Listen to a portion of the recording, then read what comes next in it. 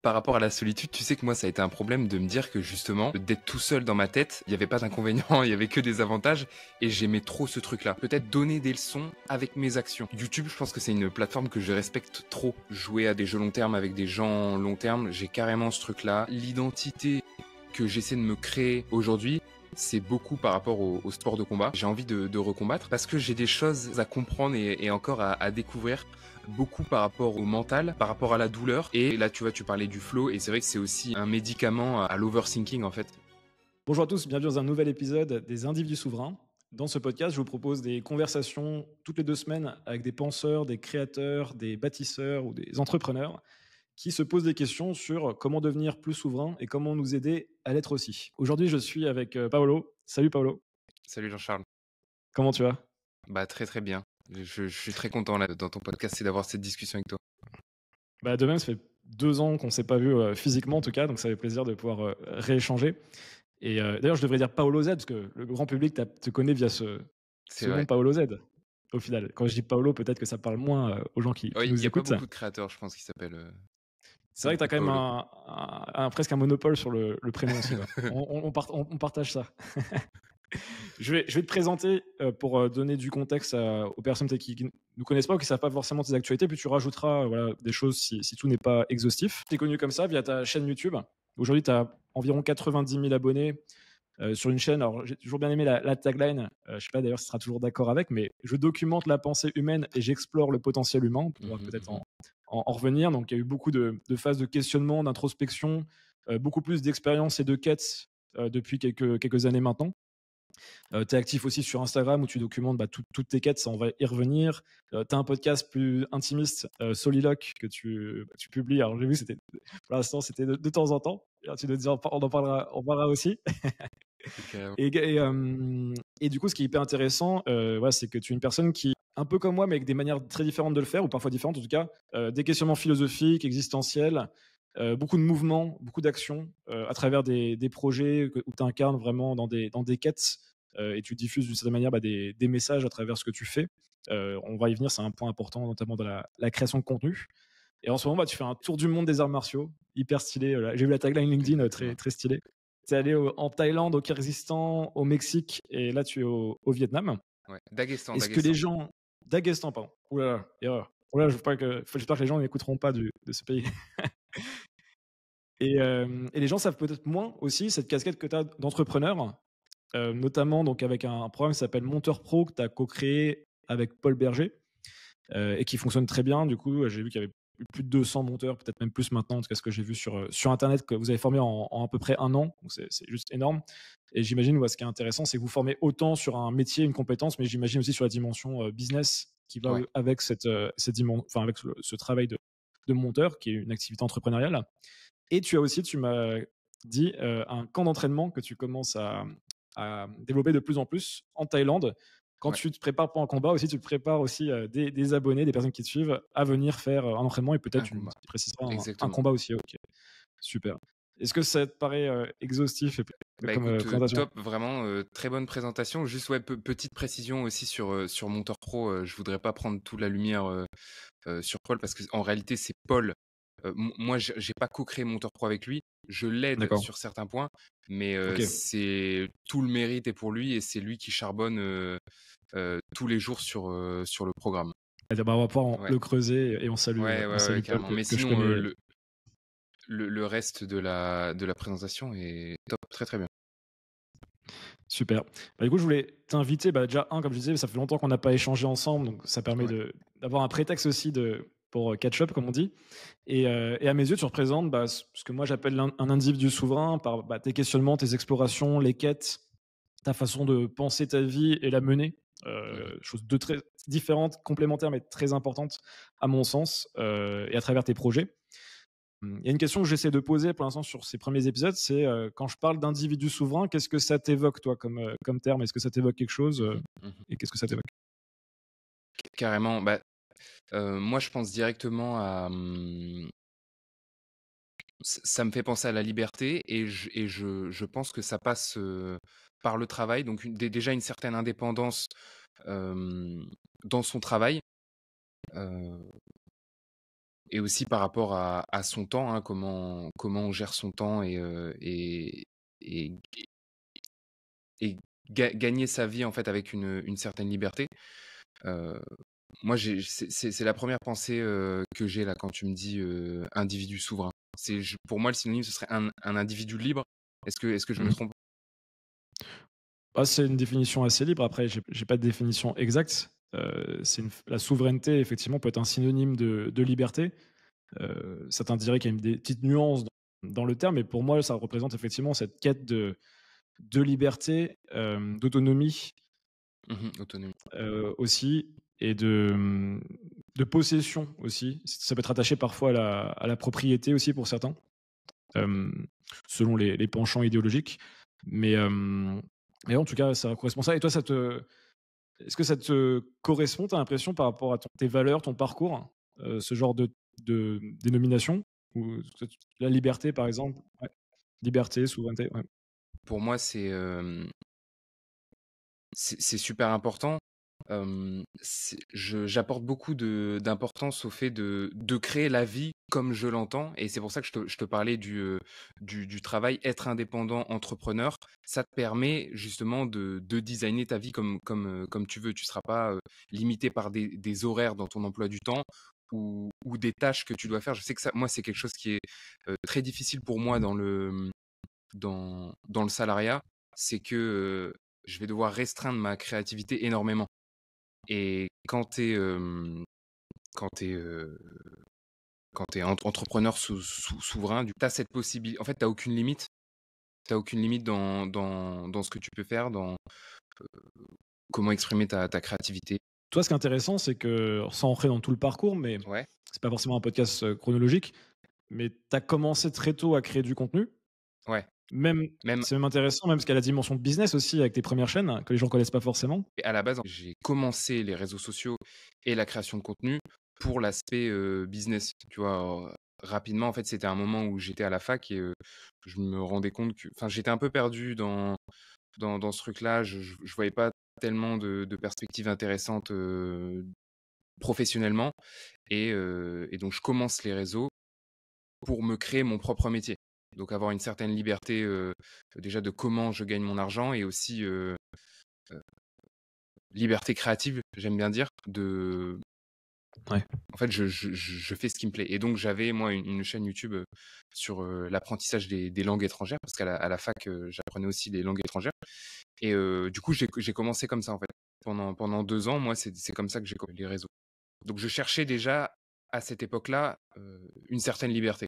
OK, très intéressant. Et pour autant, après, il y a 2 choses qui se sont passées. C'est que tu es allé plutôt sur une chaîne, d'introspection, d'exploration, de questionnement. Ouais. Tu as quitté on va dire, j'imagine, je crois que tu avais été interviewé par lui, il y avait un peu une influence un peu époque Antoine BM. Ouais, Je sais pas si bah, c'était exactement l'influence là, mais en tout cas, il y a cette idée de, ouais, prendre une thématique, créer du contenu autour, créer des formations autour, et cetera. exactement. Et d'avoir un peu kill cette version-là et de se dire: «Bon, je vais lancer une chaîne, certainement où c'est beaucoup plus loin des retombées business potentielles ou financières, hein, plus largement». Qu'est-ce qui t'a fait changer d'avis? Et en même temps, si tu peux intégrer aussi, parce que je connais bien, on se connaît, du coup, je connais ton parcours aussi. Il Ouais. y a eu toute la phase aussi chez, l'atelier Missor aussi, qui était intéressant parce que d'un côté, tu étais déjà, avec plusieurs dizaines de milliers d'abonnés, je sais plus exactement Mmh. combien à l'époque, mais Ouais, c'est tu ça. avais une Ouais, certaine. ouais, ouais. Et en même temps, tu t'es dit, voilà, tu as eu cette aventure aussi, donc peut-être expliquer un petit peu ce Mmh. cheminement que tu as pu avoir aussi? Ouais. Bah, c'est ce qui m'a fait arrêter cette chaîne YouTube par rapport aux langues étrangères, et qui était vraiment, comme tu l'as dit, focus sur une thématique, une niche, un produit. C'est que j'avais envie de parler d'autre chose, en fait. Et je pense que je cherchais aussi un peu à me prouver que c'était possible de gagner de l'argent sur internet. J'avais un cap un peu, je pense, psychologique des 2 000 €, en fait, de faire de 2 000 € par mois. Et une fois que je l'avais atteint, ça m'ennuyait. Et pour te dire, le 1er mois où j'avais fait 2 000 €, hem, en fait, je me suis racheté un ordinateur pour jouer à League of Legends. Parce que vraiment ça m'ennuyait. En fait, c'était vraiment le truc que j'ai envie de faire. Et du Mmh. coup, j'ai laissé tomber ça. Ça me stimulait plus, et j'avais envie, à côté de ça, de parler de plus de choses. Donc là, je commence ma chaîne YouTube Paolo Z, où c'est ça, je partage mes réflexions, je fais des défis aussi, tournés autour du développement personnel, mes réflexions. Et ouais, comme tu l'as dit, le ROI est beaucoup plus loin. avec ma chaîne YouTube sur les langues étrangères, j'avais 1000 abonnés à la fin. Et je pouvais déjà en vivre. Avec Paolo Z, même jusqu'à 50 000 abonnés, j'en vivais pas. Parce que c'était pas le but, c'était pas un business. Je le voyais plus comme un moyen d'expression, en fait, de m'exprimer. Et à côté de ça, du coup, ouais, si on peut parler un peu de l'atelier Missor. Donc moi, je Bien venais sûr. justement de ce business en ligne, le marketing sur Internet et la création de contenu. C'était un sujet qui m'intéressait énormément. Et là, je découvre l'atelier Missor, donc une chaîne avec un business derrière, mais complètement différent de ce qu'on a pu voir en fait en ligne. Tu vois, ce qu'on voyait à l'époque, c'était bon, ben, de l'infoprenariat, donc des produits digitaux. Tu avais peut-être des produits physiques, mais c'était pas la même chose. Tu avais du e-commerce, mais c'était pas la même chose.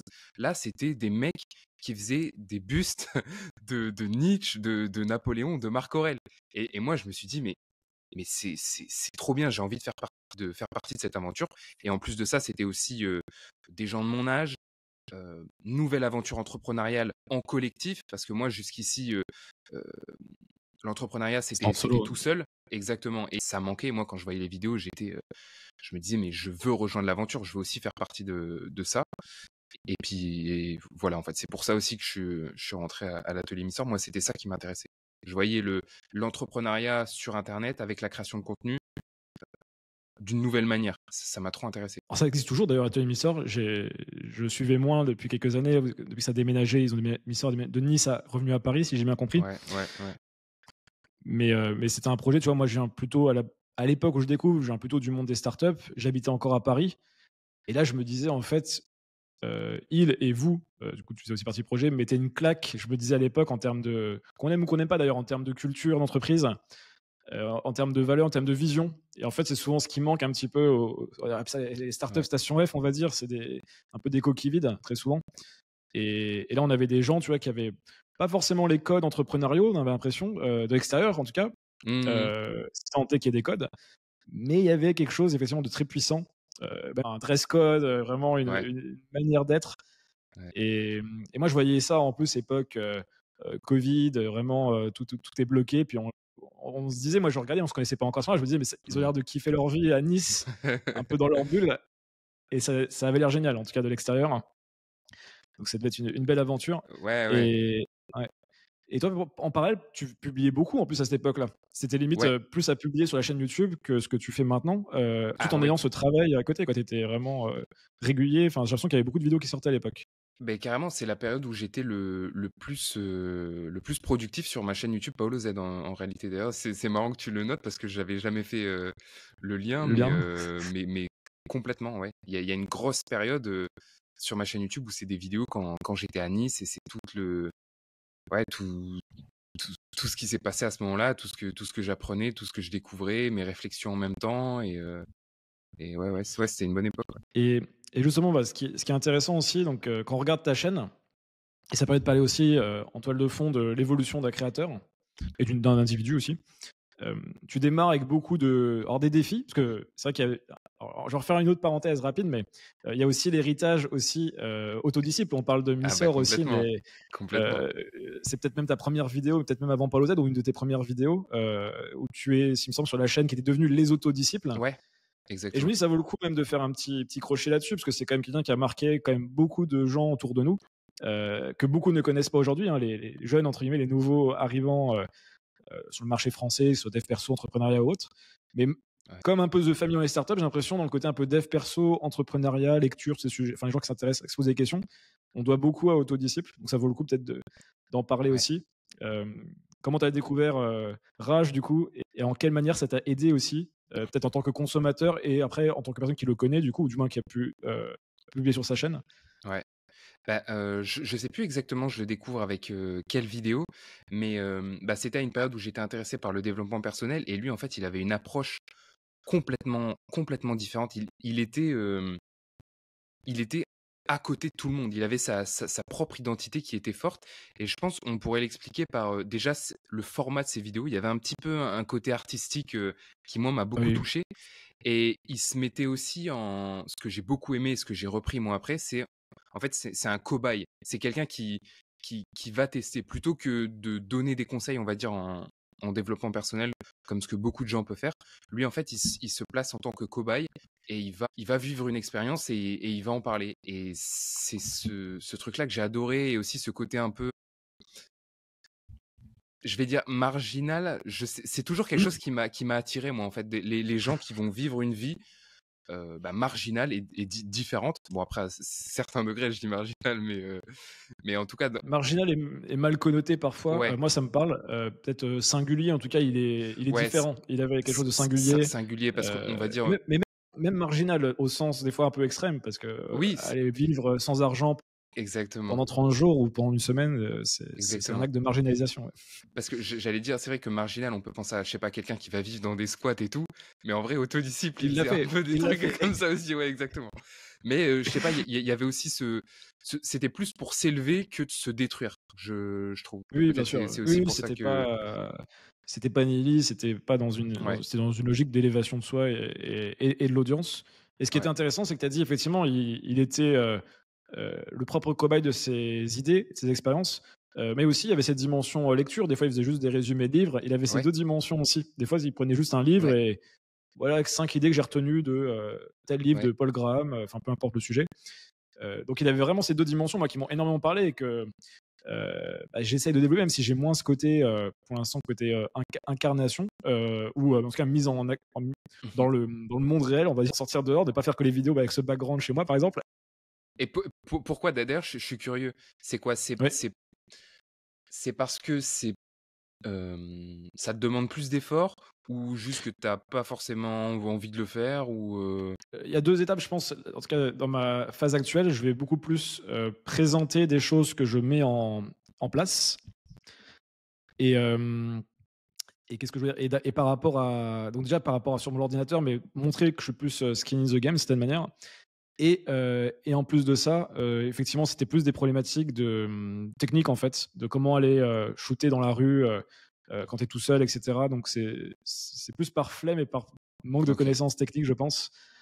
Et d'avoir aussi ces plus zone de confort, effectivement, c'est une troisième chose, vers laquelle il faut que j'étende et que j'en sorte un petit peu. Mais déjà là, j'ai des vidéos, tu vois, que j'ai prévues où je vais beaucoup plus montrer, ce que je fais concrètement, comment je prends mes décisions, comment j'investis, OK. comment je build mes projets et cetera. Mais j'aimerais bien avoir des vidéos à terme, même des défis, comme ce que tu peux faire aussi, il y a pas forcément les mêmes, Mmh. mais Ouais, ouais. d'autres défis. Mais en tout cas, ouais, Rage, très grosse influence, ça se sent, chez toi en positif, hein, évidemment, Ouais, quand non, non, j'influence, c'est pas mais en tout cas, même, moi, ça m'avait marqué quand je t'avais découvert le côté effectivement, un peu poétique aussi, artistique de tes vidéos, qu'on retrouve aussi chez Rage avec un autre style. mmh mh. Et justement, il y a quelque chose, on en arrive à ce sujet-là au final qui te représente là encore plus dans les quêtes que tu fais en ce moment, avec notamment les sports de combat. Mais même avant cela, j'ai l'impression que c'était toujours quelque chose que tu mettais dans tes vidéos. C'est ce sujet de l'incarnation, justement. Pourquoi pour toi c'est important, d'incarner, tu vois, si on creuse encore, et de pas juste être un gars justement, peut-être un peu comme je le fais trop en ce moment, tu vois, qui reste un peu chez lui, qui raconte un petit peu des conseils. Pourquoi tu as cette dimension-là qui te parle et et enfin, pourquoi tu crois en cette version-là et voilà, qu'est-ce que tu en penses? La première chose à laquelle je pense là, ce serait de me dire, en fait sur les réseaux, je pense qu'il y a c'est assez facile de mentir, en fait. Tu peux montrer une image qui n'est pas toi et moi ça a toujours été je sais pas, un peu ma phobie que, les gens me voient dans la vraie vie et me disent, bah, en fait c'est ce mec c'est une fraude parce qu'il dit des trucs dans ses vidéos et en vrai il l'incarne pas et ça c'est quelque chose que je veux surtout pas, c'est une énergie que je veux pas donner. C'est pour ça peut-être que dans mes vidéos, je me mets aussi beaucoup en mode, élève, toujours étudiant, heu, humble, plutôt que, je vais enseigner aux gens ou je vais donner des conseils, des trucs comme ça. Donc j'essaie toujours de plutôt, peut-être donner des leçons avec mes actions, en fait. Enfin ça, Ouais, c'est OK. vraiment quelque chose, ouais, qui est important pour moi. OK, je vois. Et j'ai l'impression en plus c'est un contenu qui a toi, même stratégiquement, même si c'est pas l'ambition, enfin, en tout cas, la raison numéro une, c'est que, Mmh. avec l'ère de l'IA, j'ai l'impression, je t'ai vu parler aussi, ouais, de tout ce qui est contenu de dev perso, faceless, stoïcisme, Ouais, avec une grosse voix, derrière. exactement. Ouais, ouais. J'ai l'impression que ce qui reste pour l'instant et ce qui va certainement rester pendant un certain temps, c'est effectivement c'est suivre des gens qui incarnent, des gens qui documentent leur parcours. Peu importe qu'il y ait une IA qui a des meilleures idées que toi et moi, en fait, on va pas la suivre enfin, c'est son parcours du héros de certaine manière aussi, quoi. Après, tu dis ça, mais ces vidéos-là font des vues, hein. Et d'ailleurs, c'est dans la story, j'en avais parlé sur Ouais. Instagram. Moi, ce qui m'interpellait, c'était qu'il y a des gens qui regardent ces vidéos. Bon, après, peut-être qu'ils savent pas que c'est de l'IA. Je sais pas, il y en a qui savent, mais après, il y en a qui se disent non, entre guillemets, c'est des bons conseils. Donc, je les écoute et je suis intéressé. Après, mon point, c'est pas tant qu'elle soit vue. Effectivement, alors on pourrait effectivement commenter le fait qu'elle soit vue et qu'est-ce que ça veut dire de la société. Mais c'est plus dans une logique long terme de qui Oui, on a envie d'amener avec nous. Toi, il y a aussi une autre réflexion que tu as posée récemment, qui moi aussi j'ai eu dans mes réflexions, c'est aussi le sujet de pourquoi on crée et quelle taille d'audience on veut avoir. Est-ce qu'on veut être mainstream? Est-ce qu'on veut avoir une audience, moi que j'appellerais une audience dense, profonde, avec beaucoup de gens qui regardent toutes nos vidéos par rapport au nombre d'abonnés qu'on a, par exemple, ce qui serait un indicateur, par exemple, par rapport à faire des vidéos IA et avoir des énormes scores, mais beaucoup d'abonnés, mais peu de vues par vidéo parfois. J'ai l'impression qu'il y a un peu ça rentre un petit peu dans la réflexion aussi. Parce que j'imagine que tu imagines créer peut-être pendant toute ta vie, mais en tout cas, moi je le vois comme ça pour moi. Donc il y a la question de comment je crée un fil rouge et quelque chose qui va m'accompagner, mais aussi quel est le niveau de mon ambition dans tout ça, parce que en fait, quand on met énormément, je sais pas, tu te dis je veux avoir 1 million d'abonnés par exemple, en francophonie, ça t'oriente directement ta stratégie de contenu. Et du coup, genre, j'ai vu que ça m'intéresse, j'ai pas vu en détail ce que tu en pensais, ouais. mais j'ai cru comprendre qu'il y avait notamment ce défi, alors je sais pas si c'est lié, mais le défi aussi en Chine, de vouloir, c'est peut-être un défi encore autre chose, mais d'être très connu, donc un côté Mhm, mainstream, mhm, c'est mhm, side quest. mhm. Donc je sais pas, par rapport à ça, comment tu te positionnes aujourd'hui. Ouais, bah, tu vois, tu disais la période à Nice, c'était la période où, enfin, quand j'étais à l'atelier Missor, où je sortais beaucoup de vidéos. Et là, en fait, j'étais récemment dans une période où je me posais énormément de questions par rapport au contenu, à qu'est-ce que j'avais envie de créer. Est-ce que je faisais des vidéos personnelles? Est-ce que je me mettais plus. J'avais aussi ce besoin, en fait, de plus trop être étudiant, élève, mais aussi enseigner, tu vois? Enfin, donner des conseils. Je ressentais aussi ce besoin-là, donc ça orientait aussi peut-être le contenu que j'allais faire, la taille de l'audience aussi. Parce que là, avec mes vidéos sur les sports de combat, je me suis rendu compte que aussi j'avais une audience qui grossissait. Et en fait, en voyant certains commentaires, pas des commentaires méchants ou de la haine, mais juste, en fait, des commentaires de personnes avec qui je discuterai jamais dans la vraie vie, ça me fait bizarre de voir qu'ils me connaissent, qu'ils m'écoutent. J'ai trouvé ça bizarre et c'est pour ça que j'ai une grosse, vraiment beaucoup de remises en question et de questionnement par rapport au contenu que je voulais faire. Parce qu'avant, moi, je me prenais pas la tête, hein, juste je publiais des vidéos parce que j'avais envie, j'avais besoin. Et là, j'ai eu beaucoup de retenue ces derniers temps. Et encore une fois, tu vois, je sors un peu de ça, mais, euh, mais bref. Et tout ça pour parler aussi par rapport à la Chine, j'avais un objectif aussi de créer du contenu en chinois et là, d'aller beaucoup plus loin. Et en fait, j'ai trouvé aussi que faire ça, ça pouvait répondre à mon envie, à mon besoin de faire beaucoup de vues et de toucher large, parce que c'est aussi quelque chose qui me plaît, mais de me dire, si je fais ça avec une audience chinoise, j'aurai quand même il y a beaucoup de distance entre moi et eux, tu vois. Et je vais Ah oui, pouvoir ouais. même me créer un personnage et je vais avoir beaucoup de distance avec mon contenu en chinois. Même si je fais beaucoup de vues, en fait, je vais voir ça comme un jeu et même il pourra Ouais. avoir des opportunités financières, etc. Et du coup, peut-être mon contenu en français, je peux rester avec juste une petite communauté ou pas chercher à augmenter ma communauté. Parce en réalité, là, aujourd'hui, euh, tu vois, j'ai 90 000 abonnés sur YouTube et les 100 000 abonnés, c'est même plus un objectif. Et je me dis, même si je les atteins dans très longtemps, c'est très bien parce que j'ai pas envie que mon audience grossisse trop rapidement. Mais en même temps, j'ai toujours ce petit côté-là du créateur Mais et du truc ouais, ouais. ah, ça me ferait quand même plaisir d'avoir beaucoup de gens qui me suivent. Donc, c'est toujours une bataille un peu compliquée, tu vois. Ouais, c'est très, très compliqué. Euh, Après, je pense que ça demande aussi. Je sais pas s'il faut un moment trancher, mais moi, pendant un an, là, je dirais, ou 9 mois, Sur YouTube, par exemple, alors avec une audience plus petite que toi, moi, il y a un an, j'avais peut-être 3000 abonnés, là, on se rapproche des 10 000. C'était plus un. J'ai pas tranché. Je me suis dit, j'avais même fait un plan à un moment de me dire, je vais être plus structuré, maximiser, entre guillemets, la croissance. En tout cas, essayer une stratégie avec cet enjeu. Sauf qu'après, il faut se poser les questions de qui je suis, qui j'ai envie de devenir, quel est mon edge aussi, quelles sont les activités que j'ai, et quel est le meilleur moyen de servir mes objectifs, mes activités. Il y a plein de questions qu'on peut se poser. Et tu vois, je vais prendre de la thématique business. Forcément, on va prendre des exemples, j'espère, connus. Tu vois, il y en a un qui est connu pour sûr, Yomi Denzel, donc plus d'1 million Mhm. d'abonnés, avec un business où il va pouvoir vendre à beaucoup de gens des produits, qui cherche clairement à optimiser son patrimoine, enfin son capital, mais aussi sa fame. Mhm. Contre-exemple dans le business que moi j'aime beaucoup sur le marché français, Tugan Barra, Ouais, Arnaud Labossière, que tu connais, ouais. ouais, ouais. C'est Arnaud Labossière, c'est plus Tugan, c'était un pseudo Tugan, pour ceux qui ne savaient pas. 30 000 abonnés ou un peu plus. Par contre, densité énorme de gens qui suivent ses contenus. On parle de un tiers à la moitié de son audience qui regarde toutes ses vidéos dans les 48 heures. C'est juste insane. J'ai rarement vu ça chez un créateur en plusieurs dizaines de milliers d'abonnés. Et lui, le coup, son jeu, je pense, par exemple, c'est plus de dire voilà, comment je monte à 50 peut-être en 3 ans et en augmentant ce nombre moyen de gens qui suivent mes vidéos. Plutôt que de se dire voilà, je suis frustré, il y a Yomi Denzel, il est connu, je peux Oui, faire beaucoup mieux que lui, etc. Et là, c'est dur parce que tu as toujours ce désir de se dire ok, oui, mais lui, il est plus connu que moi. Et c'est là où il faut vraiment faire preuve de mesure, je pense, et se rappeler bien se c'est quoi mon connaître. chemin à moi, ouais, et se connaître. Ouais. On en revient à ça.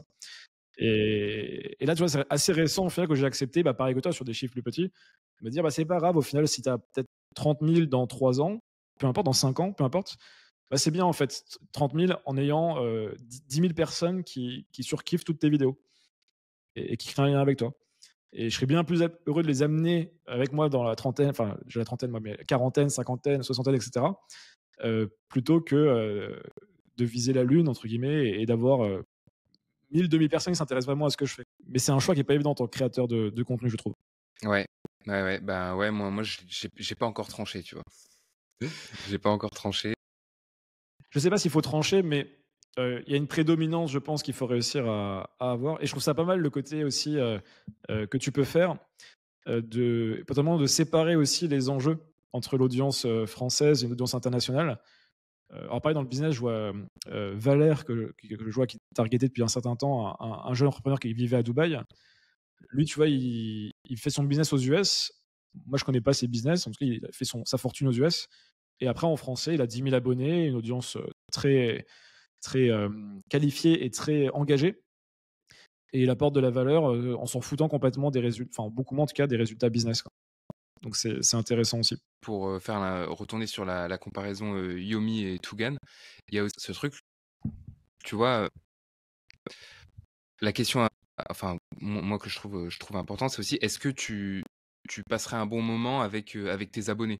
Et je pense que Yomi, la majorité de ses abonnés, je suis pas sûr qu'il ait envie de passer une soirée avec eux ou de discuter avec eux. Et Tugan, je pense qu'il peut peut-être plus avoir ça. Et ça peut rentrer en compte aussi pour certaines Oui, personnes. complètement. Alors, tu as 100% raison. Pour clôturer peut-être sur ce point-là, mais Ouais. quelqu'un qui est entre les deux, Oussama Hamar, Mhm. Oussama avec le podcast Sans Permission et la stratégie que l'équipe de Yomi Denzel a mis en place sur sa chaîne YouTube, a dit, et je le connais un petit peu en perso aussi, ça m'étonne pas du tout, je n'aime pas l'audience que j'ai fini par constituer depuis Ouais. 2 ans. Mhm. Alors que quand il était à l'époque de The Family, il était beaucoup moins connu, mais il avait une densité beaucoup plus forte d'audience et des gens beaucoup plus intéressants pour lui au quotidien, Ouais. Mhm. qui sont dilués maintenant dans une audience de masse qu'il n'avait pas avant. Ouais. Donc c'est un vrai enjeu. Voilà, c'est des problématiques un peu modernes de créateurs, c'est des choses que les gens n'avaient pas, on va dire, beaucoup moins à gérer avant.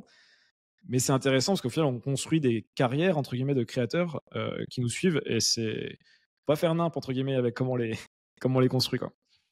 Et on n'a pas de recul, on est les premières générations à le Bah faire, oui, quoi. c'est ça, exactement. On peut pas s'inspirer d'une carrière de quelqu'un qui a déjà fait ça. On est les premiers cobayes. Complètement. Dans la continuité un petit peu sur la partie identité et sur le côté on va dire entrepreneur et créateur, et le développement d'une activité de business model qui permettent de vivre, de soutenir l'un et l'autre, de créer des synergies. Tu disais, voilà, 1re chaîne, jusqu'à 2000 à peine, entre guillemets, 2000 abonnés, je peux potentiellement en vivre ou Mmh. envisager à très court terme de même bien en vivre. Mmh. 50 000 abonnés sur Paolo Z, pas forcément de business model en tête, c'est pas l'enjeu à ce moment-là. Pour autant, tu as continué cette direction. Comment ça s'est passé et quelles ont été les réflexions que tu as eues pour pouvoir constituer quelque chose qui te correspond en termes de création et d'entrepreneuriat au moment où on se parle, parce qu'on a parlé du programme notamment que tu as avec Paul Berger. Ouais. Bah, en fait, déjà sur Paolo Z, à un moment, j'ai su que je devais avoir un business model derrière pour continuer, en fait. Et Ouais, ça a été un peu un problème, mais compliqué de monétiser Paolo Z parce que comme je t'ai dit, je montre pas d'expertise dans quelque chose. Donc c'est ce qui avait comment je pouvais monétiser, ma chaîne YouTube, c'était avec des partenariats, mais je je faisais pas, je pense, assez de vidéos, en fait, pour que ce soit rentable et puis même, c'est pas forcément quelque chose que j'aime bien, où il faut vraiment trouver un bon produit, il faut avoir les contacts et tout. ouais, C'était un peu compliqué et il y avait ce truc aussi où j'avais pas forcément envie de monétiser, cette audience-là. Et il y avait même un moment où je me suis dit: «Beh, pourquoi pas faire autre chose à côté?» mais juste Paolo Z, c'est pas j'ai pas envie d'en faire un business. Et bon, le résultat, ce qui s'est vraiment passé, c'est que c'était un peu à moitié. J'ai essayé de créer un business model derrière et d'ailleurs, à un moment, j'avais créé, un groupe privé, l'Iliade, donc avec un abonnement, dans le but de monétiser mon audience. Et en fait, le problème, c'est que c'était un peu ça, c'était mon seul but, c'était de, gagner de l'argent avec Paolo Z. Et du coup, j'avais pas vraiment de je pense que le produit déjà me plaisait pas. Il était pas assez solide aussi et en fait, au bout de je crois que ça a duré 6 mois, je l'ai arrêté parce que je me disais, j tu vois, à chaque fois que je devais m'occuper de ça, j'avais une énorme résistance, en fait, à travailler dessus parce que ça me plaisait pas, en fait. Déjà, moi, je suis pas un consommateur des communautés en ligne. C'est déjà un produit que moi, j'utilise pas. Donc je pense aussi il y a un petit problème, par rapport à ça. Bon, je sais pas si je m'éloigne trop de ta question, mais tout ça pour dire que du coup, j'avais essayé de monétiser, Paolo Z. Ça a été compliqué. Le moment où j'ai trouvé le moyen de bien le monétiser, c'est quand j'ai collaboré avec, Paul sur Monteur Pro. Et là, en fait, la plupart des personnes que je touche avec Monteur Pro viennent surtout d'Instagram. Plus que de YouTube, c'est beaucoup Instagram.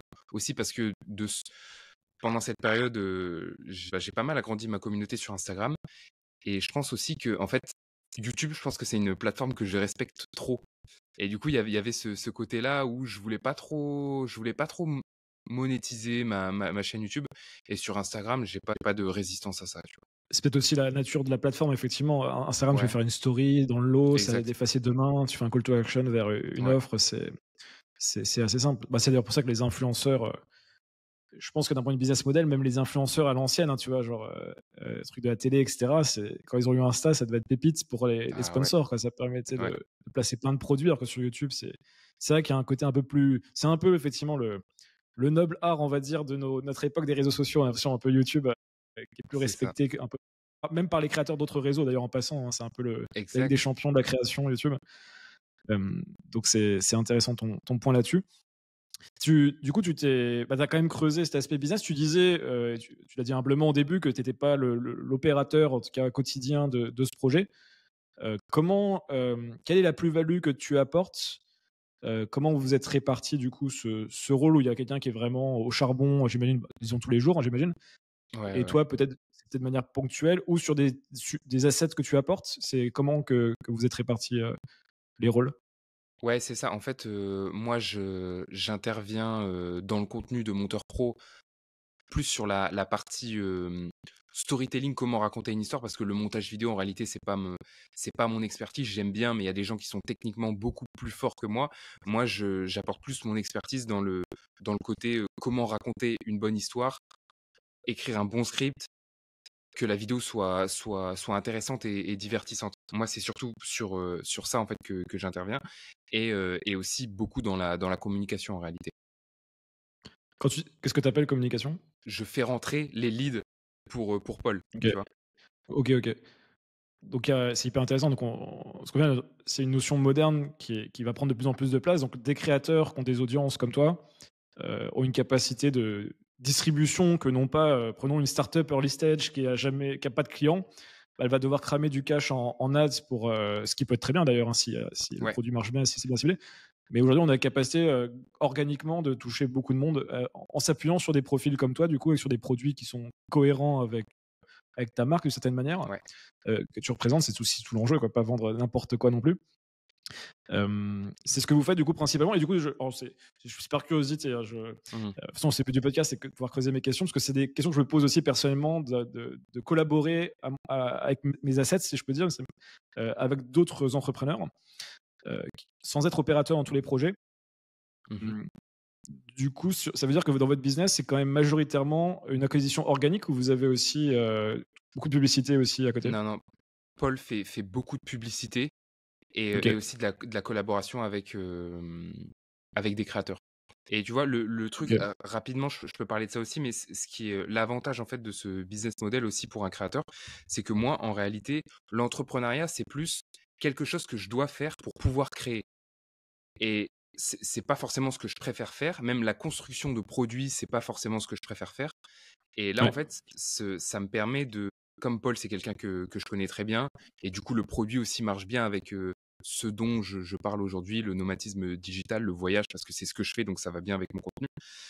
Ouais. Hem, En fait, il y a quelqu'un qui est plus fort que moi à ce niveau-là, en création de produits, qui s'occupe de ça et moi, j'ai pas à m'occuper de ça, donc ça libère beaucoup de temps, Hem beaucoup de temps. C'est intéressant ce que tu dis sur tu disais on a tranché entre mainstream et plus confidentiel, c'était pas fait, mais par contre sur l'identité, pareil, si on doit être un peu plus binaire, créateur, entrepreneur, du coup, ce serait plutôt créateur Ouais, et l'entrepreneuriat au service de ta création ouais. que tu te considères pas forcément, tu dirais pas en premier en soirée: «Je suis entrepreneur», par exemple? Ouais, non, non, non. Après, en fait, c'est plus je suis obligé de d'être entrepreneur, en fait. C'est pour Oui, mais c'est comme, je sais que tu connais bien aussi, Étienne du Dolmen, il va ouais, jamais se présenter en tant qu'entrepreneur à une soirée. ouais, bien sûr, ouais, ouais, ce serait Il bizarre, va ouais. lui, il va presque même le cacher, je dirais, mais Ouais, mais ouais, ouais. mais pour autant, oui, c'est une forme d'entrepreneuriat effectivement qui peut représenter ou que tu représentes aussi, à travers ces projets. Donc c'est intéressant et du coup, tu as réussi effectivement à même à décorréler effectivement du coup sur ta marque sur YouTube typiquement, où les gens ont pas forcément à savoir que tu as cette activité-là. Bon, tu es pas en train de scammer les gens, donc c'est pas comme si tu avais besoin de la Non, ouais, ouais, mais évidemment, mais il y a des gens, ils cachent, mais c'est pour d'autres raisons qu'ils cachent aussi leur business, quoi. C'est des trucs qu'ils vont pas dire en ouais, public, tu vois? ouais, carrément. Ils en parleraient pas sur Instagram non plus, quoi. Mais, mais du coup, ça, c'est intéressant et ça me permet d'aller sur un sujet complémentaire qui est, les relations, hem et un peu le nomadisme aussi, d'une certaine manière, qui va nous amener progressivement, parce que je pense que les gens qui nous écoutent, ils Ouais, veulent ouais, aussi ouais. parler des combats et tout ce que ça t'a appris aussi, Ouais. des arts martiaux. Hem, mais au final, cette relation avec Paul, donc j'ai cru comprendre, ça fait un paquet d'années que vous vous connaissez. Depuis l'atelier Missor. Je savais même pas qu'il était d'atelier aussi, OK, donc Ouais. Bah, en fait, il était derrière la caméra. C'est lui qui filmait et ah, OK. qui C'est faisait pour les ça qu'on le montages voyait aussi. pas, OK, forcément, ça fait sens. OK, c'est logique. Et du coup, ce que je trouve intéressant et même, les gens savent pas forcément, mais je crois qu'il y a Stéphane aussi, je sais pas s'il travaille Ouais. avec vous, qui était Si, aussi à aussi, Atelier ouais. Il Missor, travaille aussi avec Paul, ouais. qui pareil, tu vois, j'adore, les gens, je pense qu'ils connaissent pas forcément, tous son contenu, mais c'est plus confidentiel, mais qui fait des super contenus aussi, qui est un mec super intéressant, qui est Carrément. aussi ami avec Étienne du Dolmen, je sais aussi que vous vous connaissez, enfin, qui a vraiment ces groupes qui se créent et je trouve ça très intéressant, en fait, tu sais, il y a le truc, bah, je crois que tu l'avais cité, mais l'idée de Naval de jouer à des jeux long terme avec des gens sur le long terme et tu vois, gagner cette Ouais, confiance. ouais, ouais, ouais. J'ai l'impression que vous représentez bien ça dans votre bande. Tout en ce qui est intéressant, je vais jusqu'au bout de mon idée, pour te laisser réagir, en étant aussi des électrons libres un peu solistes. De l'extérieur en tout cas, je vous connais pas tous au même niveau. Moi je me représente un petit peu comme ça aussi, où j'ai l'impression que vous faites votre life, vous vous retrouvez de ce que je vois. On échange, on évolue et après on repart un peu dans nos contrées. Et je trouve que c'est un modèle hyper intéressant de décentralisation, recentralisation. Là où avant, quand on était petit, tu vois, ou quand on aurait été né au XXe siècle, on aurait juste nos potes dans notre ville natale. Et toute notre vie, on serait resté avec eux, on s'obligerait à se voir tous les week-ends, se prendre des cuites, tu vois. Et, et c'est plus le modèle actuel, quoi, pour enfin, ce qu'on peut représenter, entre guillemets, les nouvelles générations. Ou même nous, on est précurseurs de modèles qui sont pas du tout encore mainstream dans la population, quoi. Donc c'est intéressant de creuser Carrément. ça aussi, tu vois, l'amitié, le nomadisme, les regroupements, les projets long terme. Tu vois, le lien que je fais un petit peu entre tout ça, quoi. Carrément, et ça va être super intéressant parce que ça m'amène aussi à quelque chose, de parler de mon besoin aussi d'être seul là en ce moment dans ma vie. Ouais, Donc comme tu disais, jouer à des jeux long terme avec des gens long terme, j'ai carrément ce truc-là avec Paul, avec Stephen. Parce que c'est des gars en qui j'ai énormément confiance, donc c'est aussi des partenaires dans ce que je crée, dans les projets entrepreneuriaux, business qu'on peut avoir ensemble, mais, mmh, mais aussi en amitié. Et c'est pour ça aussi que bah, là, par exemple, avec Monteur Pro, tu vois, moi, je me sens bien parce que c'est avec quelqu'un en qui j'ai confiance. Le soir, je suis pas en train de me dire ah, est-ce qu'il est en train de me carotter ou des trucs comme ça, tu vois. Donc pour la tranquillité d'esprit, c'est bien. Et après, il y a ce truc-là aussi où, en fait, on a passé énormément de temps, bah, à la période de l'atelier Missor et même après, quand on était à Nice, on a passé énormément de temps où on était tout le temps ensemble. On habitait ensemble, on se voyait tous les jours, on faisait des projets, enfin, on a testé plein de trucs. Si on parle rapidement de Arancino, on a voulu monter ouais, bien sûr. un restaurant ensemble. Donc en fait, moi, c'était une période dans ma vie où ma vie sociale était très riche. J'étais tout le temps avec des gens. Et en fait, les idées, elles fusaient tout le temps. On était tout le temps en train de faire des trucs, de créer des trucs. Et c'est aussi pour ça que moi, là, dans ma vie, j'ai eu ce besoin de prendre un peu de recul et d'être tout seul. Et je me suis rendu compte que ma vie, en fait, c'était que ça. Je sais pas si toi, c'est aussi comme ça, mais moi, c'était des périodes où j'avais une vie sociale très stimulante. Et après, j'avais besoin de prendre du recul pour digérer un peu tout ce que j'avais appris et pour aussi me retrouver avec moi-même parce que je suis quelqu'un de très enthousiaste. Et quand il y a des projets dans tous les sens autour de moi, je vais facilement me perdre et aller avec les gens. Et en fait, là, j'avais besoin de prendre du recul, de digérer les choses, de comprendre moi où est-ce que je veux aller et de passer du temps seul. Donc je travaille toujours avec Paul là du coup sur Monteur Pro, mais c'est beaucoup moins qu'avant où on était vraiment tout le temps la tête dans le truc, tout le temps tous ensemble sur les projets. Euh, donc voilà, je sais pas si je continue par rapport à ça, mais bon, j'ai amorcé un peu le truc de besoin d'être seul, de solitude, Ouais, bien mais sûr. j'aime toujours travailler en équipe. Tu vois, là, j'ai ma période où j'ai besoin de solitude, mais plus tard, je sais que moi, ça me régalerait de faire un projet avec des gens. Non, ça me parle beaucoup. Après moi, comme toi, hein, alors peut-être même plus exacerbé, moi je passe plus de temps tout seul, à Budapest, même si on est beaucoup de Français, beaucoup d'entrepreneurs, beaucoup de créateurs aussi, à qui je passe du temps, mais même j'ai on se voit pas tous les jours ou toutes les semaines. Déjà dans Budapest où j'habite, on va se voir, hier je voyais un ami, ça faisait, 2 mois on s'était pas vu et on se faisait la réflexion que ça va très bien, ça nous va très bien, tu vois? Mhm, Et pas mhm, en mode mhm. parce qu'on s'aime pas, en mode parce que chacun avance, on a notre vie, on a nos projets perso, pro, relationnels et cetera. Hem, on se revoit, on se fait une bonne journée ensemble, un bon dîner ensemble et on repart chacun de notre côté. Potentiellement, entre-temps, on va se faire un dîner à plusieurs. Moi, j'organise beaucoup de dîners à 4. C'est un Mhm. format que j'aime beaucoup. Bah, on en avait fait un ensemble d'ailleurs à Paris d'ailleurs. Tu avais pu en faire un. Mais je le fais beaucoup à Budapest aussi. Et c'est une manière un peu différente aussi de revoir des gens ou de permettre de faire des combinaisons intéressantes de profils. Donc moi, c'est comme ça un petit peu que je nourris ma vie sociale et ma vie, j'allais dire intellectuelle. Bah, au final, c'est même ça, j'en ai besoin, mais c'est plus de la confrontation d'idées parce que ma vie intellectuelle, déjà, elle est riche parce que bah, on a bah, les bouquins, on a des, on a ChatGPT, j'ai envie de dire. Alors, ça va faire criser des gens, mais c'est un bon partenaire intellectuel quand même sur pas mal de sujets. Mais j'ai un peu cherché de la confrontation, de l'échange avec des gens que j'aime bien ou qui me challenge intellectuellement. Et après, par contre, quand je veux me prendre vraiment des bains sociaux, on va dire, intenses, je retourne en France et je vais à Paris où je vais dans un environnement avec beaucoup de monde. Mais c'est dans le sens là, c'est que c'est peu souvent et quand je le fais de manière intense Je Mmh. reste 1 à 2, 3 semaines et après je repars et je reviens, travailler, écrire, vivre ma vie quotidienne. Donc c'est plus dans le sens là que je le fais. Hem et après, j'ai vécu pendant 2 ans, ça peut faire un peu le point après sur la partie Ouais. solitude et comment on gère la solitude. En nomadisme, j'ai fait 2 ans full, tout seul, quasiment, avec, bah, évidemment des rencontres, voilà, on rencontre du monde mais des relations parfois éphémères parce qu'en fait tout le monde est en mouvement. Parce que quand tu es entre nomades, bah, tu rencontres d'autres nomades et tout le monde est en train de dire: «Moi je pars la semaine prochaine, moi je pars demain», et cetera, et cetera. Et du coup, on est beaucoup dans notre tête, on est beaucoup tout seul et du coup, je trouve ça intéressant. Moi, je sais que ça a eu des bons côtés, des mauvais côtés. Par contre, j'en ai toujours retiré de la matière comme j'écris, pour pouvoir faire Mmh. du journaling et écrire dessus. Toi, comment tu vis ça? Sachant que toi, en plus, tu as la dimension sportive qui permet aussi d'en faire le transcender aussi. Enfin, c'était pas que dans ta tête, du coup.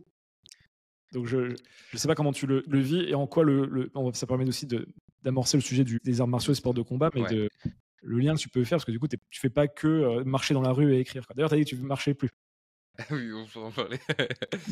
Mais, par rapport à la solitude, tu sais que moi, ça a été un problème de me dire que justement, d'être tout seul dans ma tête, il y avait pas d'inconvénients, il y avait que des avantages et j'aimais trop ce truc-là. Et à un moment, j'ai eu, ouais, peut-être un peu peur de me dire que je me sentais trop bien comme ça.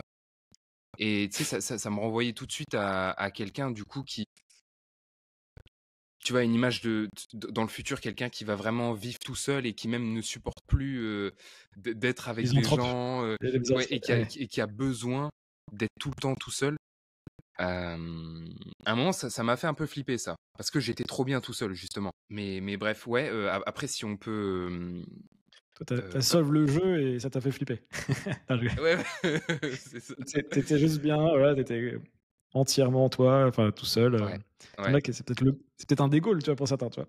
Sans dire tout seul toute sa vie, mais il y a une sérénité, une paix en étant avec soi-même, tu vois, qui est ouais. très, très dur à atteindre. Ouais, ouais, c'est ça. Beh, c'était aussi quelque chose que je recherchais, tu vois? Je me suis reculé aussi parce que je cherchais, une certaine, ouais, une certaine paix et je voulais être, bien avec moi-même. Parce que je sais que c'est la base de tout en fait, d'être carré avec, avec qui tu avec tes démons aussi, de les affronter, tu vois? Être seul, c'est aussi, c'est Ouais, le meilleur moyen d'affronter ces démons et moi je voulais être bien avec eux. Et du coup, ouais, tu parlais de moi, ma vie, du coup, tout seul, il y a beaucoup de sport, il y a beaucoup de réflexion, mais il y a beaucoup de sport aussi. Mes ouais. moments, sociaux où je vais discuter avec des gens, ce sera pas mal, autour du sport, tu vois? Dans les salles de sport, quoi. OK, le point que je faisais avec le sport, c'était, du fait qu'en fait, tu n'es pas quelqu'un qui va être que dans ta tête. Il y a aussi cette, Mmh. bah, tu as expliqué que même si à un moment alors c'est différent, mais la solitude, tu allais bien. Hem, mais il y a cette si je prends quelqu'un comme moi, où je poursuis aussi pas mal Étienne du Dolmen, je pense qu'il y a pas mal de gens de ma chaîne qui connaissent aussi, qui a écrit un article là-dessus sur, sortir du mental, Mmh. et pas être que dans l'intellectuel aussi, si on peut dire l'intellectualisme. Je sais que c'est quelque chose que tu as aussi, réfléchi, où tu disais que, bah, pendant des années, tu as été tu progressé, on va dire, intellectuellement dans tes idées, enfin, tu réfléchis à plein de trucs. Mais au niveau du corps, même, et c'est peut-être la transition avec la musculation aussi, qui Ouais, était ta pratique, comme moi j'ai la course à pied par exemple, plus que la ouais. musculation, qui est un peu une pratique de base. Tu peux Mmh. mettre un peu en automatique, Mmh. hem, mais pour autant, tu as l'impression de pas c'était intéressant que tu disais que tu avais pas progressé, tu avais pas appris avec ton corps, là où tu avais appris avec ta tête.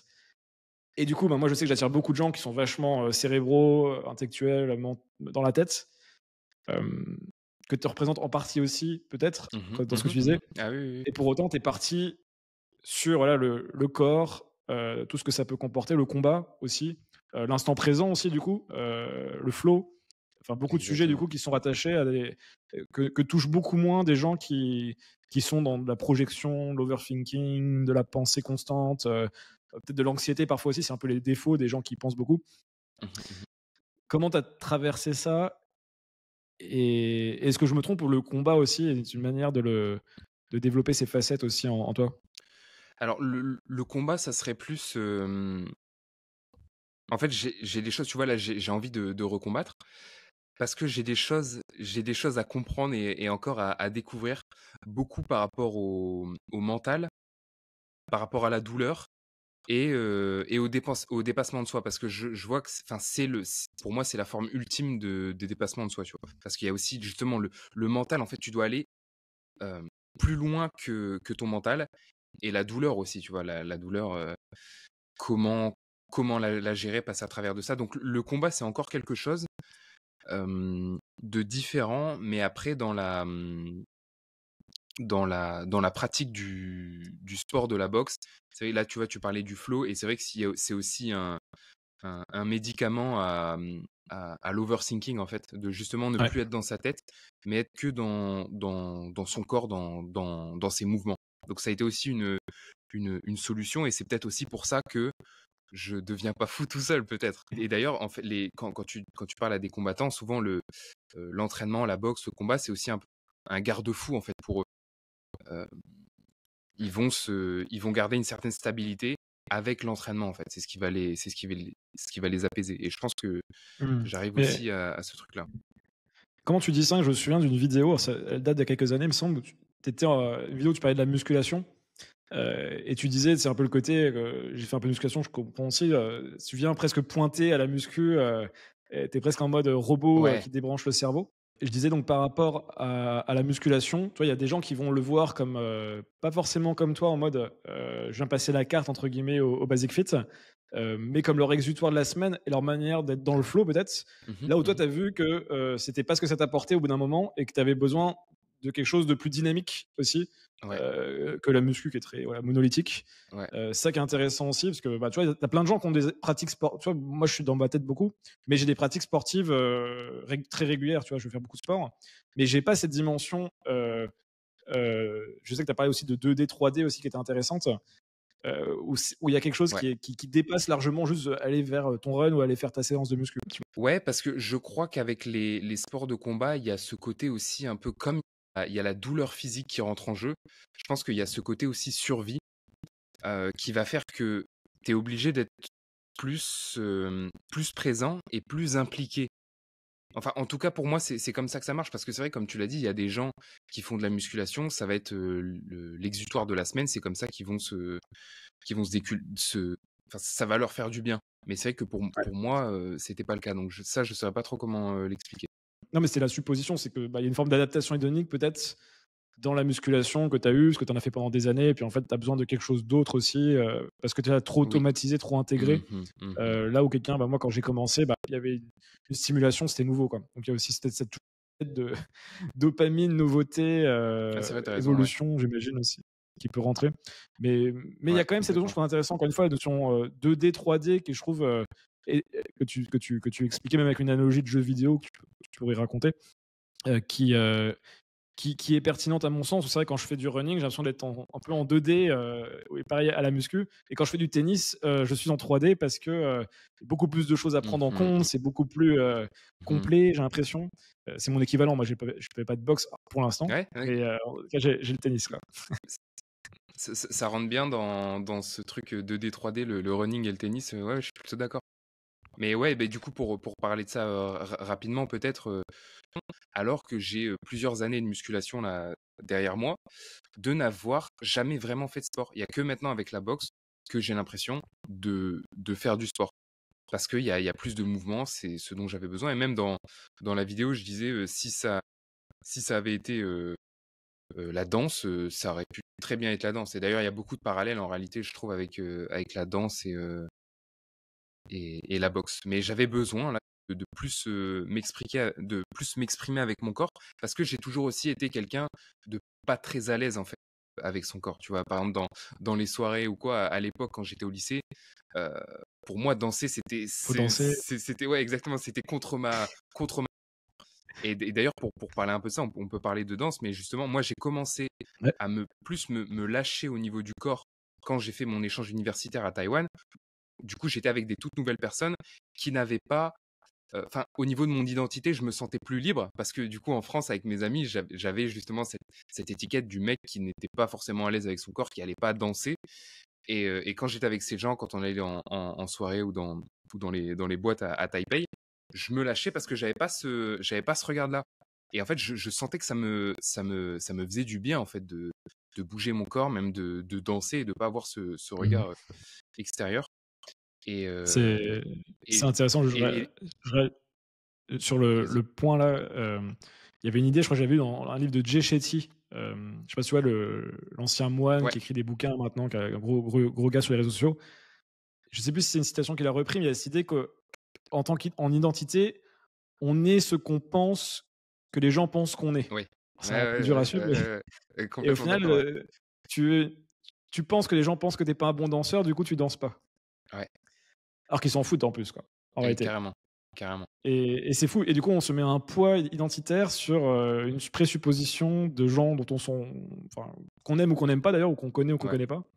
Et c'est vrai que du coup, quand tu es à l'étranger, il y a ce côté reset identitaire qu'on a dans le exactement. nomadisme aussi, où tu peux dire, Ouais, bah là, je vais être un. Techniquement, tu peux être ce que tu veux quand tu arrives dans un ouais. nouveau pays, quoi. Personne ne sait Même qui t'es, quoi. quelqu'un de plus social, je pense pour la timidité, ça peut être aussi quelque chose de bien parce que pareil, bah, si on est en France avec un groupe d'amis ou quoi qui a été habitué à, par exemple, notre version timide, pour eux, on a cette identité de timide qui peut être pesante et en fait, on se l'approprie et du coup, c'est impossible d'en sortir. Et peut-être que euh, en voyageant, eh ben, c'est l'opportunité aussi de changer cette identité, de dire non, je suis quelqu'un de plus sociable. Et là, il y a personne pour me rappeler qu'à la base, je suis un timide et je vais juste parler avec des gens. Donc ouais, il y a un côté très Ouais, positif au niveau de l'identité de voyager tout seul, de voyager. ça t'a. Parce qu'en plus, je sais effectivement, la fameuse vidéo chez Rage, si je me souviens bien, c'était Ouais, sur les rejets, sur les refus, le rejet. ouais, Donc, je sais que c'était un sujet important pour toi aussi il y a quelques années. ouais. Euh, Donc, sur ce sujet-là, bah, sur quoi tu as progressé encore en étant à l'étranger là? Parce que tu as eu la version Mmh. sur YouTube, mais c'est quelque chose que tu cultives encore là quand tu profites d'être à l'étranger pour étendre ton identité aussi, être moins figé? Alors tu parles de la timidité ou d'autres choses? Ça peut être sur d'autres thématiques. Tu te dis: «Je suis à OK, l'étranger, bah, il y a le sport évidemment, hein, j'imagine l'identité de combattant aussi, qui est une identité ouais, qui est pas naturelle en plus. ouais. Est-ce qu'il y a Alors, peut-être d'autres choses?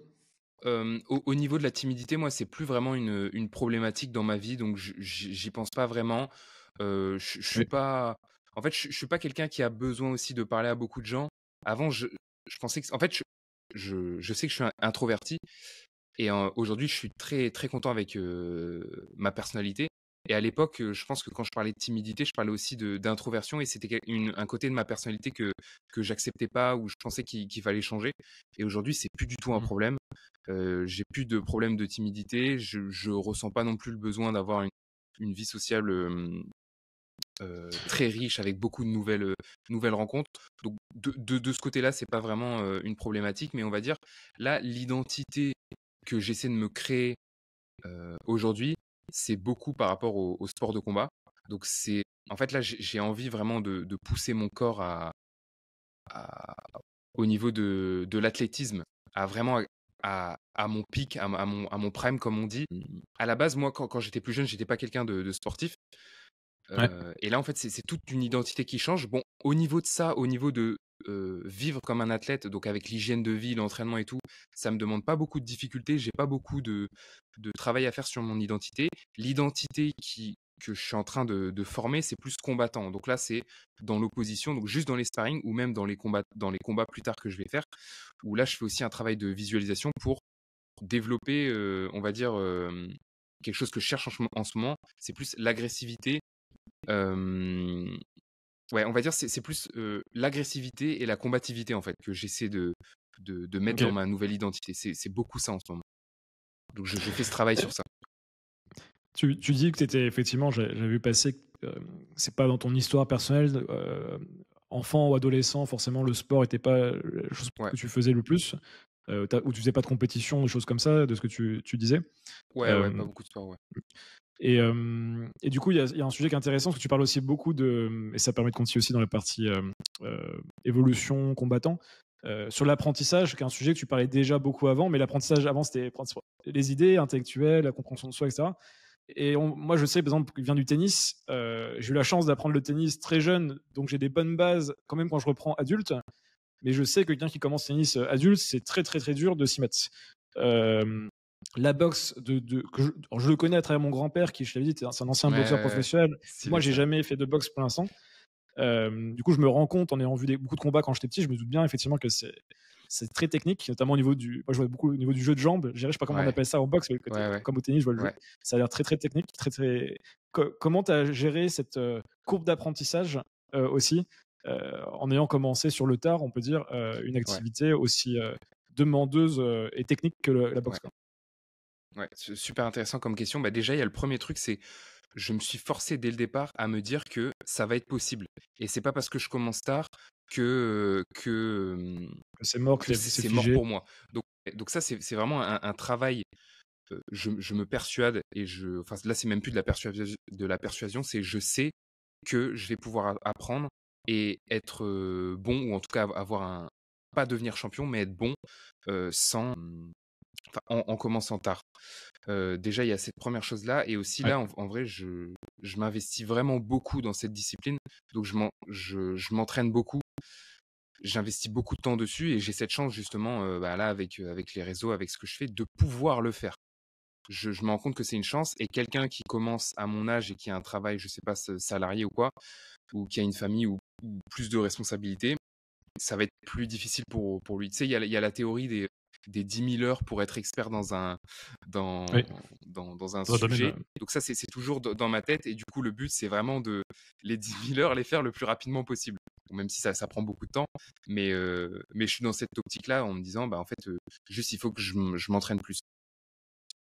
Et puis, je vois, tu sais, il y a aussi des preuves. J'en avais parlé sur Instagram, je sais plus c'était quand, et ouais, est-ce que c'est un problème de commencer la boxe tard? Et on m'avait parlé d'une boxeuse, une française, je sais plus c'est quoi son nom, et en fait elle avait commencé assez tard, tu vois, à 26 ans, et aujourd'hui elle est très forte, elle a gagné des championnats et tout. Donc tu vois Ok. aussi que c'est possible. Et je me rends compte là, tu vois, plus j'avance, plus je me dis, avec la boxe, bien sûr que la technique est importante, mais en vrai le mental, je pense que c'est c'est plus important. Le mental, la combativité, quand tu vas être en combat, ça peut être plus important que la technique. Le processus d'apprentissage, est-ce que tu t'es convaincu que tu étais capable purement d'un point de vue visualisation mentale, ou parce que tu as des modèles mentaux du passé où tu as réussi dans d'autres domaines d'apprentissage et tu sais que tu as une capacité de mobiliser des outils, on va dire, qui te permettent d'avoir une progression rapide. Moi, je sais que j'ai ça, par exemple. Je sais que moi, je pars du principe, quand j'apprends de trucs, je me enlève la pression, je me dis même en rigolant aux gens, je suis très, très, très nul quand je commence quelque chose.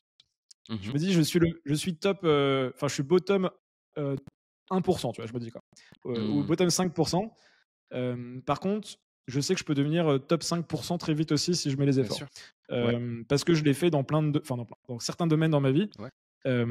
Et du coup, c'est cette confiance que je mobilise pour créer des chemins de confiance et de progression.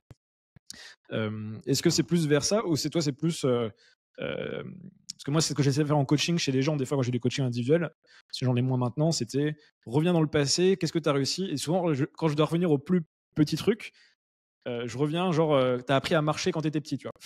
Mmh Tu as mh. fait de l'essai-erreur, Mais et donc tu es capable de le faire, en fait. je je suis complètement d'accord avec toi. Mes expériences passées me prouvent, et aussi en vrai l'apprentissage, moi c'est un sujet que j'adore, tu vois? Je regarde plein de vidéos dessus, et j'adore ça, les autodidactes, les gens qui ont appris plein de trucs, qui savent plein de trucs, qui savent faire plein de trucs, c'est passionnant. Donc voilà, donc la théorie de l'apprentissage, je la connais, et comme tu as dit, tu vois, typiquement, je me dis, avec le chinois, il y a un moment où, en fait, pour moi, voir un texte en chinois, c'était bah, juste illisible, en fait, c'est juste des dessins. Et aujourd'hui, je peux les lire sans problème. Et en fait, c'est une preuve que mon cerveau, en fait, juste avec la répétition, il a compris que tel caractère égale tel mot, et là, ça fait une phrase, et en fait, il peut lire une nouvelle langue. Tu vois, j'ai upload une nouvelle langue dans mon cerveau. Et la boxe, c'est pareil, en fait, c'est la répétition. C'est pas là, je vais pas apprendre des caractères.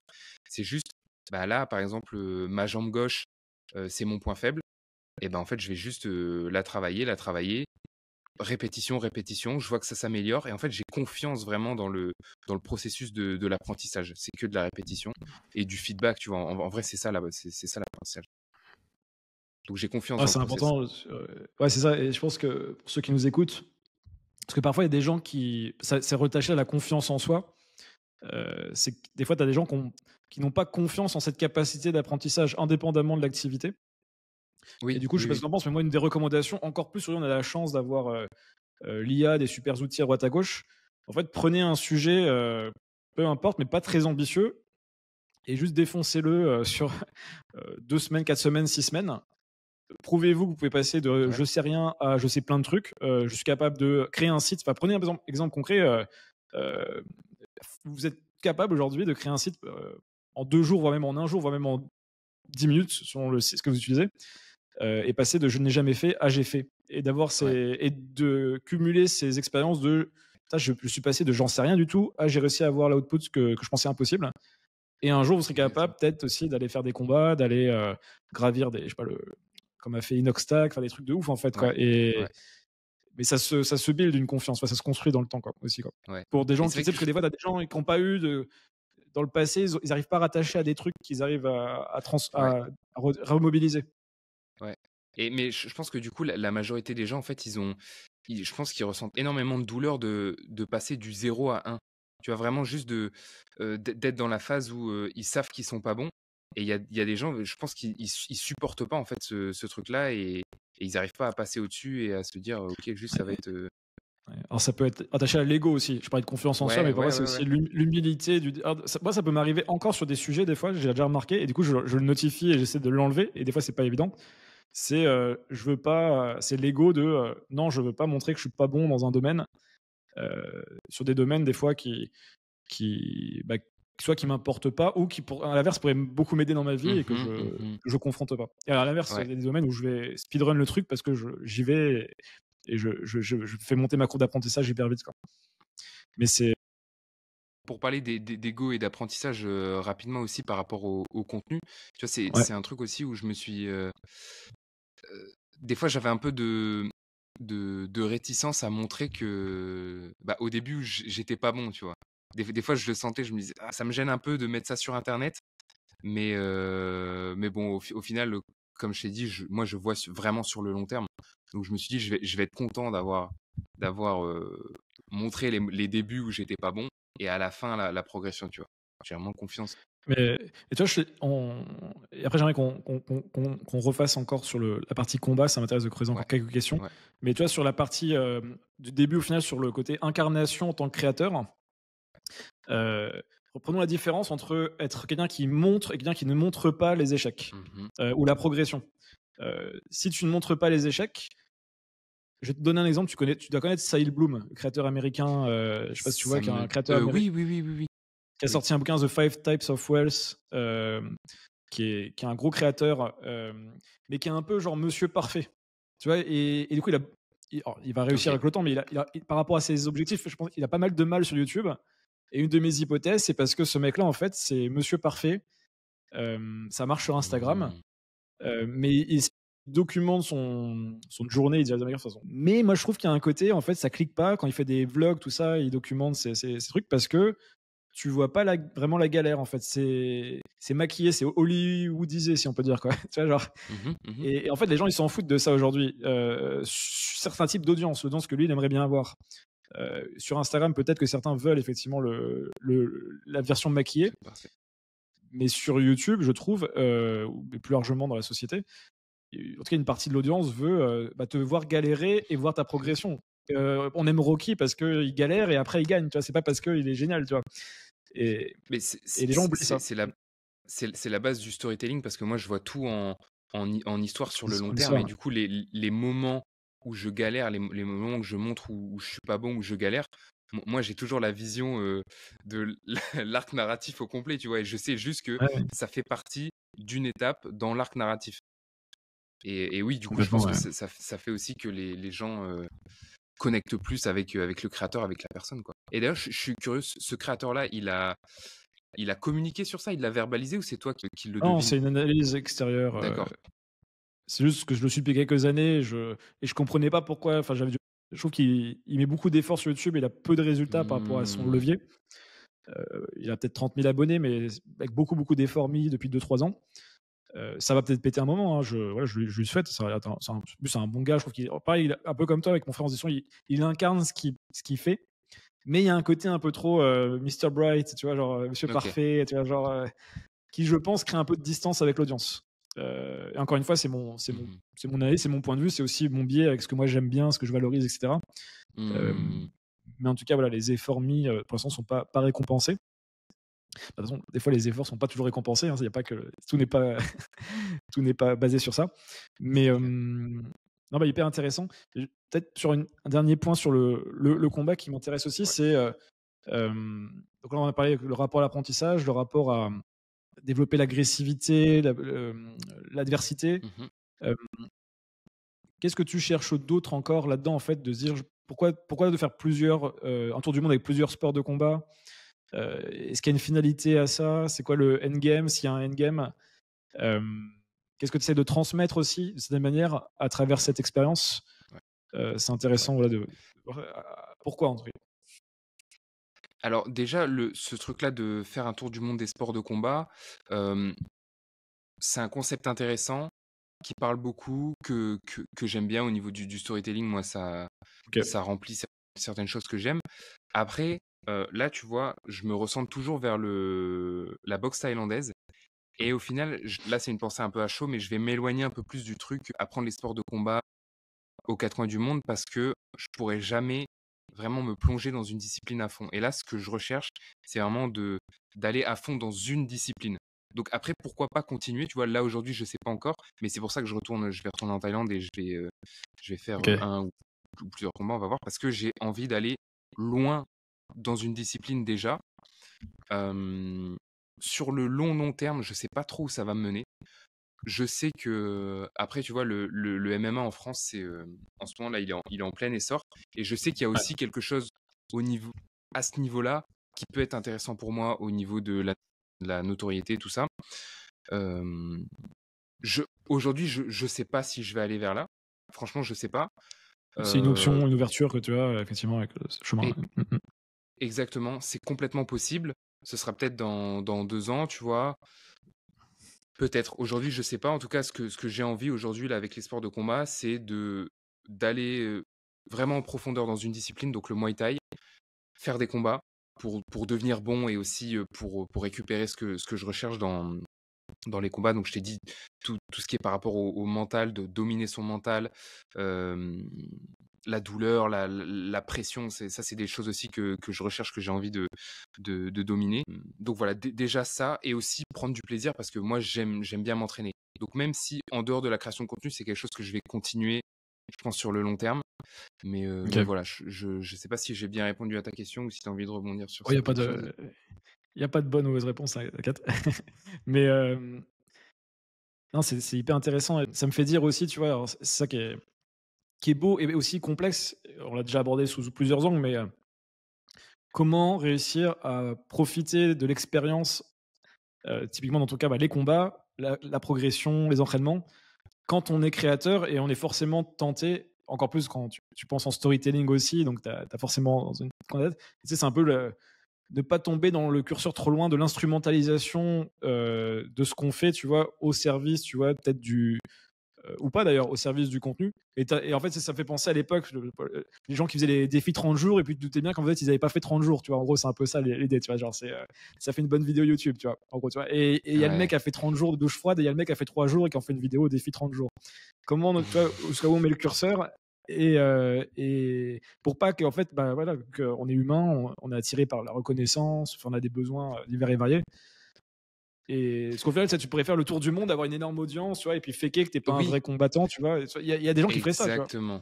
Exactement, exactement, exactement. Et c'est ça qui est compliqué avec les réseaux sociaux, c'est est-ce que tu joues leur jeu à fond?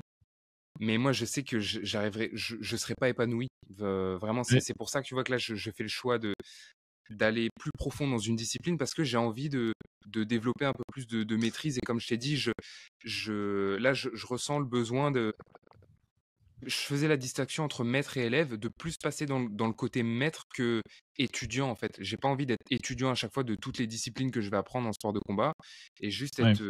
être au niveau débutant. Tu vois, là, Ouais, j'ai je vois. besoin d'aller plus dans l'expertise. Je vois très bien, ouais. pour m'épanouir, en tant qu'individu. Mais c'est vrai que tu as raison, en vrai, je pourrais faire le jeu de partir, 3 semaines dans tous les pays et c'est bon. Ah bah oui, Mais complètement. oui, d'un point de vue, audience et puis, levier derrière effectivement Ouais, et après carrément. on en revient à qu'est-ce que tu veux faire? Qu'est-ce que tu valorises? Ouais. Et tu vois, c'est Parce ça, que j'y avais même pas pensé, donc c'est marrant que tu en parles, j'y avais pas pensé, tu vois? bah, c'est ce que moi je constate de l'extérieur en fait quand je parle, que j'ai plein d'amis ou de connaissances créateurs et c'est une tension qu'on sent ou que des fois les gens inconsciemment en fait vont faire des choix ou des non-choix d'ailleurs. On en revient à ça, c'est très difficile hein, quand on est dans la tête dans le guidon. Et c'est vrai que ça serait très rentable. On pourrait dire, tu vois, tu auras un manager business, il te dirait, bah vas-y, Paolo, on va effectivement, on va poncer tous les sports, on fait des super prods, Ouais, ouais, tu deviens une ouais, méga star à 500, 1 million, tu vois. ouais. Je dis pas qu'il est là-dedans, mais tu vois, je vois quelqu'un qui le fait très bien en ce moment. Et encore une fois, c'est pas une critique, je le connais bien, c'est Julien Song dans les échecs. Tu vois, Julien, à un moment, il était à fond, et c'était des phases, tu vois, c'était je digue les échecs, je veux devenir grand maître. Et maintenant, ça devient plus le porte-parole, un des porte-parole des échecs en France, invité dans Mmh. tous les OK. grands événements, invité par les gros youtubeurs mainstream divertissement, Ouais. pour mettre en avant les échecs. Et du coup, c'est génial parce que ça met en avant sa discipline. Par contre, c'est au détriment de la profondeur de sa pratique. Je dis ça, il a gagné un tournoi au Monde en Liste il y a quelques jours, un tournoi international, enfin en tout cas français, mais un gros tournoi. Mais pour avoir parlé avec lui en privé, c'est quand même un arbitrage qu'il a eu à faire et qu'il a toujours à faire aussi Mmh. entre OK. voilà, est-ce que je maximise. Et là, du coup, bah, il a une telle. Là, c'est passé de 200 000, peut-être il va rapprocher peut-être 1 million d'abonnés peut-être dans 6 mois. Ouais, C'est énorme, tu vois. j'ai vu passer un peu ses contenus sur YouTube, mais après lui, il a aussi un background dans les échecs, non? Il a Ah déjà, oui, oui, oui, oui, oui. Ah oui, ouais, c'est ouais, ouais. pas. Oui, oui, c'est vrai que bah, lui, c'est son sport depuis qu'il. Enfin, Mmh. oui, on peut dire un sport depuis qu'il est Ouais. petit, en fait. Donc, lui, il a vraiment un background, effectivement, qui date d'il y a longtemps. Mais après, il y a eu l'aventure de se dire, je veux redevenir un certain niveau, un très grand maître. Enfin, j'ai pas les termes exactement, mais un grand maître Ouais, international. ouais, ouais. Et il me pardonnera. Et en même temps, il y a ce côté, bah, un contenu et s'insérer, comme tu disais, un peu avec le MMA en France, par exemple, de devenir, lui, bah, c'est la figure des échecs à l'intersection de je suis un top joueur et en même temps je suis un top créateur, qui est intéressante Mmh. aussi. Et après, je pense que c'est une question de mesure, quoi. Où est-ce que tu te retrouves Ouais, là-dedans pour pas être une espèce de caricature que t'as pas envie d'être. C'est ça qui est dur, en fait, quoi. exactement, ouais, ouais, complètement, ouais. Ouais.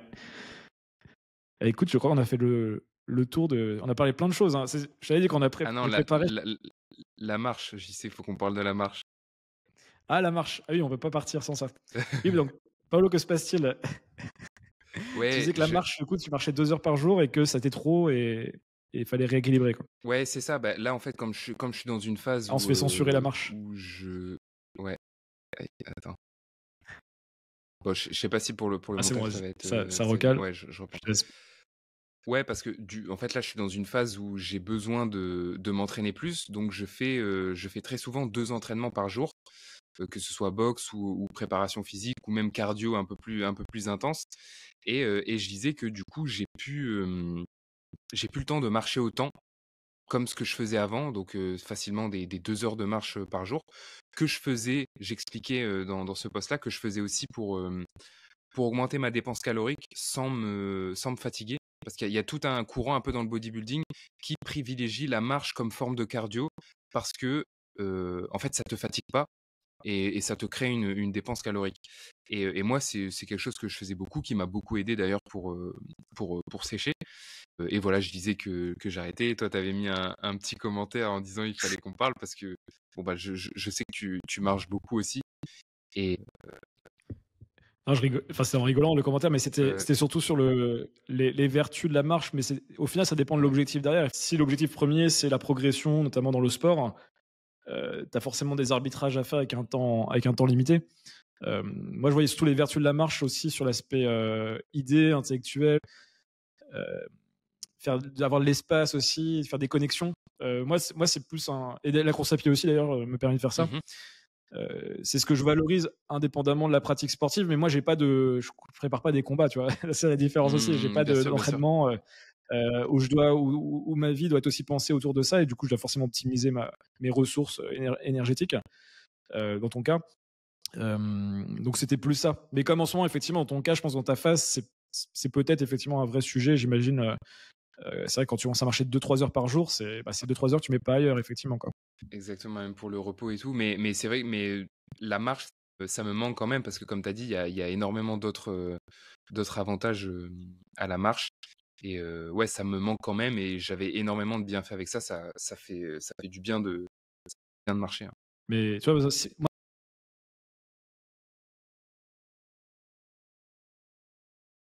Je comprends dans mon cas, complètement. mais c'est parce que c'est par rapport parce que je fais mes spécificités, tu vois, mon edge aussi par rapport à ce que je propose dans les projets dans lesquels je suis.